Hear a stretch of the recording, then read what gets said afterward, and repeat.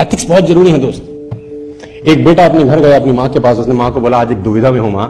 तो माता ने बोला क्या हुआ? बोला आज एक ऐसा काम करने के लिए बोला गया है जिसमें पैसे तो बहुत है लेकिन मन गवाही नहीं देता। जिसमें पैसे तो बहुत है लेकिन मन गवाही नहीं देता। मां ने बोला बेटा मैं इतनी पढ़ी लिखी तो हूं नहीं कि तुझे सलाह दे सकूं, लेकिन एक बात तो मैं जानती हूं कि रोज सुबह जब मैं तुझे घर में जगाने आती हूं ना, तो बहुत आराम की नींद सो रहा होता है। कभी ऐसा ना हो कि मैं किसी दिन तुझे जगाने आऊं और तू जागता मिले। बाकी तू समझदार है। मां बोल के चली गई। मां बोल के चली गई और बेटा बोला mama I got my answer. I got my answer. Never in your life कभी अनएथिकल मत होना दोस्त, कभी अनएथिकल मत होना, है ना। तो कभी भी अनएथिकल एक्टिविटी में इन्वॉल्व मत होना। आपने नाम सुना है राजा जनक? बहुत इंपॉर्टेंट चीज समझाता हूं आपको। चलो सुना है आपने नाम? राजा जनक सीता जी के पिता थे। एक बहुत बड़े ऋषि हुए। आज आपको मैं थोड़ी ज्ञान की बात भी बता देता हूं।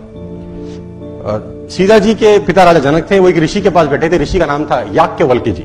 याज्ञवल्क्य जी। तो राजा जनक और उनकी आपस में बात चल रही थी। तो राजा जनक याज्ञवल्क्य जी से पूछते हैं कि ऋषिवर आदमी किसकी रोशनी से देखता है? तो ऋषि बोले राजा कैसी बात कर रहे हो? तो बड़ी छोटी सी बात तुमने पूछी है। आदमी सूरज की रोशनी से देखता है। तो राजन बोले महाराज अगर सूरज अस्त हो फिर? तो ऋषि बोले फिर आदमी चांद की रोशनी से देखता है। तो बोला महाराज अगर अंधेरों से भरी रात हो, अमावस हो, तारे हो फिर? उसने ऋषि ने कहा कि फिर आदमी आवाज की दृष्टि से देखता है। बोला आवाज की दृष्टि? बोला हाँ, तुम किसी वन में भटक जाओ, घनघोर अंधेरा हो, सूरज ना हो और कहीं दूर से तुम्हें कोई आवाज देके पुकारे, तो तुम वहां जाओगे कि नहीं जाओगे? आवाज से दिखाई तो नहीं देगा लेकिन मालूम चल जाएगा कि कहां जाना है। तो फिर बोले अगर कोई आवाज भी ना हो, सूरज भी ना हो, चांद भी ना हो, तारे भी ना हो और आवाज भी ना हो, फिर आदमी किसकी दृष्टि से देखेगा? तो ऋषि ने बोला फिर आदमी आत्मा की नजर से देखेगा, जो कि होती नहीं है। और बड़ी अच्छी लाइन उन्होंने लिखी, मैं आपके लिए लेके आया हूं। उसने कहा जो विशेष ज्ञान से भरपूर है, जीवन और ज्योति से भरपूर है, जो हृदय में विद्यमान है, अंतकरण की ज्योति में और सारे शरीर में विद्यमान है, वही आत्मा है। जब कहीं कुछ दिखाई नहीं देता तब आत्मा की ज्योति ही जीवन जगत को प्रकाशित करती है। जब आपको कहीं से जवाब ना मिले, सवाल ना मिले और परेशान हो कि करना चाहिए कि नहीं, यहां से पूछना, जवाब आपको मिल जाएगा कि एथिकल काम है या अनएथिकल काम। देखो कर्म फल जो है ना वो भोगना पड़ता है। गलत मत करना, कभी जिंदगी में मत करना। वो एक आदमी गुस्से में अपने मैनेजर को चांटा मार गया। पता नहीं उसको किस बात का गुस्सा था, उसने अपने मैनेजर को एक दिया। अब मैनेजर उसका एम्प्लॉय था, बेचारा कुछ कर नहीं सका। मैनेजर घर गया, सारा गुस्सा बीवी पे निकाला, एक उसने बीवी को दिया। अब बीवी क्या करती? बड़ा गुस्सा था, उसने बड़े बड़े लड़के पे एक मारा। अब बड़े बड़े लड़के का बस ना मां पे चले ना बाप पे, उसका छोटा भाई बैठा था, खेल खेल में उसने एक रपेट उसको दिया। दुकानदार ने मैनेजर को चपेटा, मैनेजर ने बीवी को मारा, बीवी ने बेटे को मारा, बेटे ने छोटे भाई को मारा। अब छोटा भाई के घर में और कुछ था नहीं जिसको पीट सके, तो गुस्से में बाहर गया। बाहर कुत्ता था, उसे लात मारी। अब कुत्ते को जब लात मारी, कुत्ता भागा और उसने एक आदमी के पैर में काटा, और वह आदमी वही था जिसने मैनेजर को मारा था। तो मैं आपको बता दूं, एक चांटा भी किसी को गलत मारा तो कर्म फल तो भोगना ही पड़ता है सर। आप सोचो कि कुछ नहीं है तो खाता चल रहा है, उसका खाता बड़ा शानदार है, उसके खाते में 0.00001% एरर नहीं होता है ना। वो कहते हैं ना कि आंख ने फल देखा तो मन में लालसा हुई।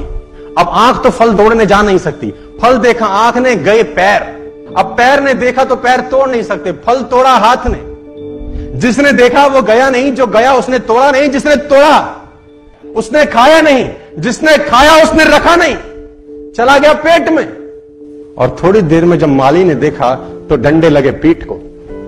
पीठ ने बोला हाय मेरा क्या कसूर था, लेकिन जब डंडे लगे पीठ को तो आंसू निकले आंख से, देखा उसी ने था। तो कर्म फल भोगना है यार। और मैं आपको एक प्रसंग सुना देता हूं, यहां पर शायद आपके काम आ जाए। मैं दो ग्रंथों से बड़ा प्रभावित हूं, रामायण और महाभारत, और मैं अक्सर इनकी बातें भी करता रहता हूं। वो पुराना इतिहास जो है उसमें जितना कुछ सीखने को है वो दुनिया में कहीं सीखने को नहीं है। बहुत कुछ सीखने को है राम जी के जीवन में, कृष्ण जी के जीवन में बहुत कुछ सीखने को है।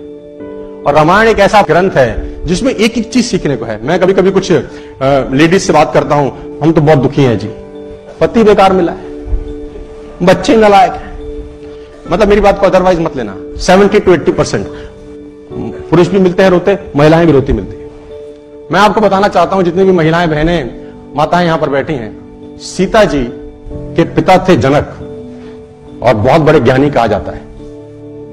जिनके घर में शादी हुई ससुर से दशरथ,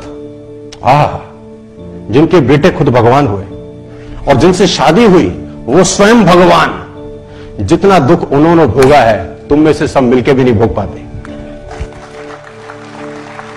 तो रोने का जरूरत नहीं है। हाय हाय हाय हाय, दुख ही दुख है। एक एक पात्र से सीखने को है। राम जी से अलग सीखने को। भरत जी को गद्दी सौंप रहे हैं, है ना। राम जी वनवास चले गए, भरत जी को बोला अब कोई नहीं है, दो वचन थे, एक भाई ने पूरा कर दिया, दूसरा तुझको पूरा करना है कि तुझे राजगद्दी पे बैठना है। पिता मरते का 2 वचन दे गए हैं। भरत ननिहाल थे, ननिहाल से जब लौटे उनको बताया गया सारा प्रपंच हुआ है। भरत को बहुत गुस्सा आया, वो गद्दी पे नहीं बैठे सो नहीं बैठे।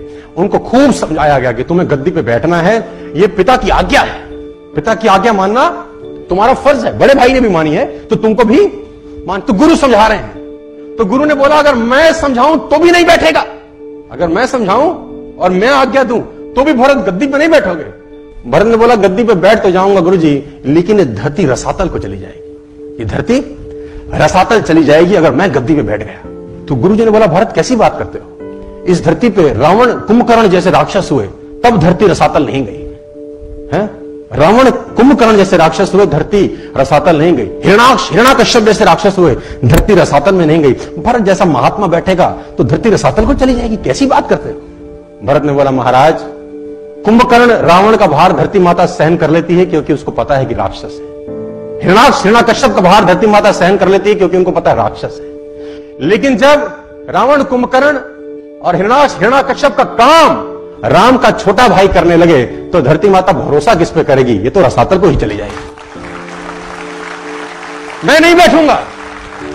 वो नहीं बैठे सो हमारा तो 4 इंची दीवार इधर उधर हो जाए बस, भगवान कसम कोर्ट केस हो जाते हैं। इसीलिए आपकी हमारी चर्चा हमारे जाने के बाद नहीं होगी, युग बीत गए हम उनकी बात कर रहे हैं। यार ऐसा कुछ करके जाना चाहिए।